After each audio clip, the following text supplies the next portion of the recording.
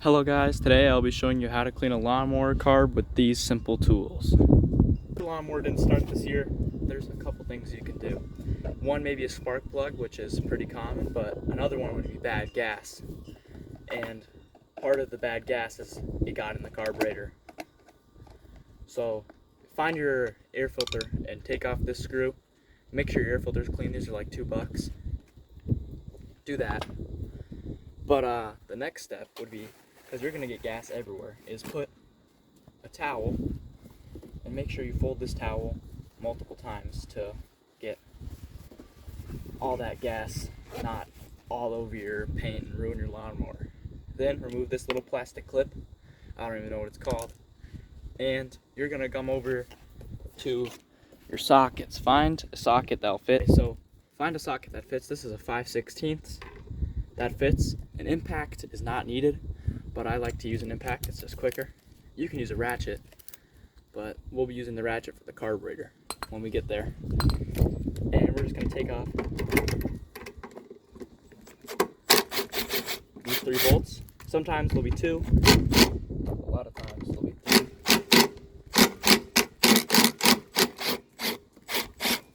But over time, power tools will destroy your bolts, so they're not really recommended. But this lawnmower will not start, by the way. This is why I'm showing this. And so now we have our carburetor exposed. And under the carburetor, there's going to be a little bolt. So you're just going to have to take your sockets. So here's a 13. That fits. Sometimes it'll be a 12, 10, something like that. It all depends on the lawnmower. And then take your ratchet, put your socket on, and set to loosen. So you can just do a quick hand test by spinning it, and whatever way it shows resistance is the way you're going. So that's tighten. Just flip that, go to loosen. Go under it.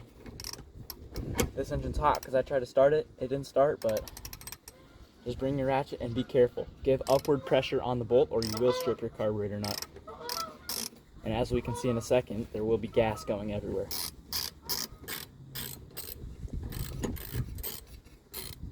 Absolutely everywhere. And this isn't that bad of gas. Your hands will get dirty. But that is terrible yellow gas. Pour that in like a jug or something. Hold that float, which this is the white thing. It's called the float. Sometimes it'll be different colors. But this basically, when the carburetor is full, stops more gas from going into it. And then take your pipe cleaner or a tool and find your float hole and go up there and you'll be in the jet. And you just clean the jet out a little bit. And a lot of times there will be gunk buildup in your jet. So clean out your jet. Make sure your bowl is kind of clean. Just dump it over on your driveway floor for a second. Make sure your gasket's in good condition. And attempt to hand tighten that bolt back on. It's going to be way easier than trying to use the ratchet to find the hole. Just hand tighten that bolt on. Do the resistance test on your ratchet again. So we're going to go tighten now. Apply upward pressure. You don't want to strip that carburetor bolt. A lot of times you'll just need to get a new carburetor. And then, for this step, a lot of times these are plastic, so you don't want to break these, but you need to find this little lever up there, and you're pulling it open until this flap, which is called the choke, opens. And on these engines, the choke is controlled by the governor, which is a thing in the engine. And you're just going to spray a little parts / carburetor cleaner in that hole, and that will just help, again, clear the gunk out. And you can put this back on, or you can keep this off. Well, if you did it right, just keep it off. Check, make sure there's a gasket on the back. If there is no gasket on the back, your engine will have a hard time.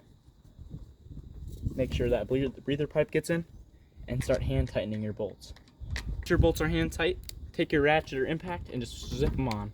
Then take your plastic piece, this little flap always goes in front, and you can clean this out with a rag or just take your finger through there, get all that dirt out if you really want. And you're just gonna pop this on, boom, it's on. Take our air filter cover, make sure this net side is towards the engine, put the little fins in there, bring it up, and start hand tightening the screw.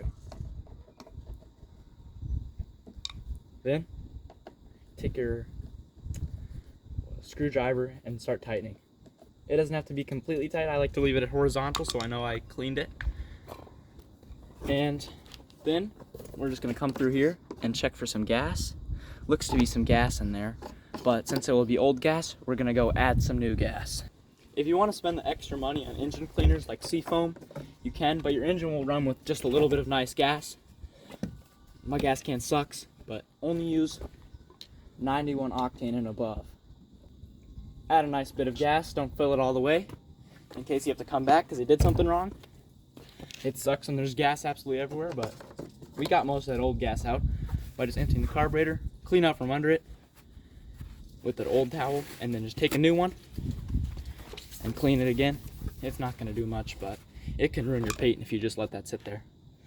Then, bring the camera back here. Come here and the lawnmower will start.